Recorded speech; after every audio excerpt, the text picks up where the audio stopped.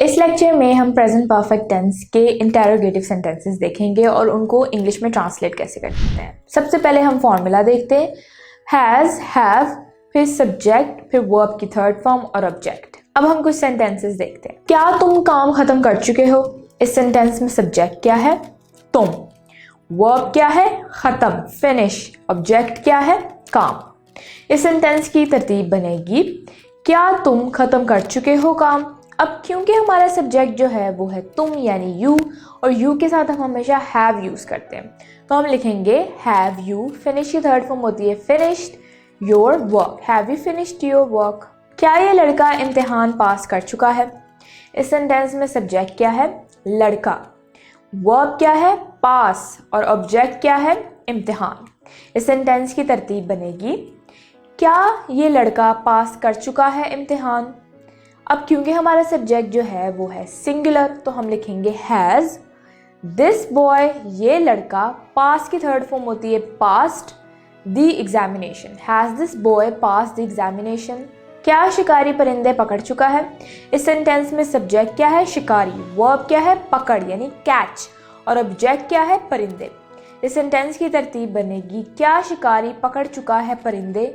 अब क्योंकि हमारा सब्जेक्ट जो है वो है सिंगुलर, तो हम लिखेंगे हैज़ द हंटर, कैच की थर्ड फॉर्म होती है caught, the birds. Has the hunter caught the birds? तुमने उस आदमी को कहाँ देखा है? इस सेंटेंस में सब्जेक्ट क्या है? तुम।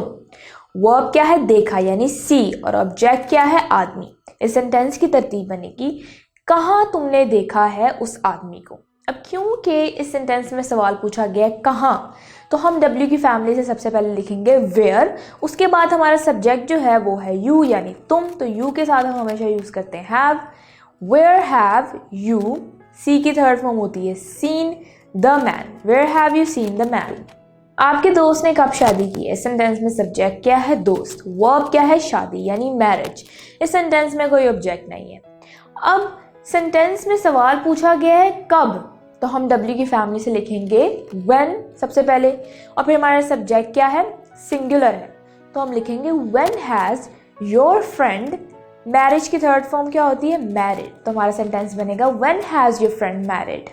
क्या उसके बेटे ने आदमी को मार डाला है? इस सेंटेंस में सब्जेक्ट क्या है? बेटा। वर्ब क्या है? मार यानी किल, और ऑब्जेक्ट क्या है? आदमी।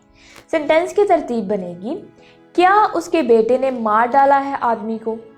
अब क्योंकि हमारा सब्जेक्ट जो है वो है सिंगुलर, तो हम लिखेंगे हिज सन, उसके बेटे, किल की थर्ड फॉर्म होती है killed the man. Has his son killed the man? आपने डूबते हुए बच्चे को किस तरह बचाया है? इस सेंटेंस में सब्जेक्ट क्या है? आप। वर्ब क्या है? बचाया यानी सेव, और ऑब्जेक्ट क्या है? बच्चे को, डूबते हुए बच्चे को। अब हमारे सेंटेंस की तरतीब बनेगी, किस तरह आपने बचाया है डूबते हुए बच्चे को? हमारे सेंटेंस में सवाल पूछा गया है किस, तो हम W की फैमिली से लिखेंगे सबसे पहले हाउ। उसके बाद जो हमारा सब्जेक्ट है वो है आप यानी यू, तो यू के साथ हम हमेशा हैव लगाते हैं, तो हाउ हैव यू। सेव की थर्ड फॉर्म होती है saved the drowning child. How have you saved the drowning child? क्या उसने अपनी बेइज्जती का बदला नहीं लिया है? सेंटेंस में सब्जेक्ट क्या है? उस। वर्ब क्या है? लिया यानी टेक, और ऑब्जेक्ट क्या है? बदला। अब हमारे सेंटेंस की तरतीब बनेगी, क्या उसने नहीं लिया है बदला अपनी बेइज्जती का? इस सेंटेंस को अब इंग्लिश में ट्रांसलेट करते हैं। सब्जेक्ट जो है वो है हमारा सिंगुलर, तो हम लिखेंगे हैज़ ही नॉट, टेक की थर्ड फॉर्म होती है taken the revenge of his insult. Has he not taken the revenge of his insult? उन्होंने अपना काम मुकम्मल क्यों नहीं किया? इस सेंटेंस में सब्जेक्ट क्या है? उन्हों। वर्ब क्या है? मुकम्मल यानी कंप्लीट, और ऑब्जेक्ट क्या है? काम। सेंटेंस की तरतीब बनेगी, क्यों उन्होंने मुकम्मल नहीं किया अपना काम?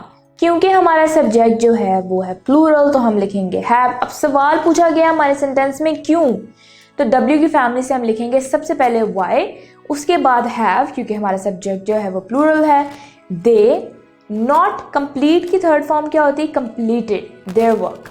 Why have they not completed their work?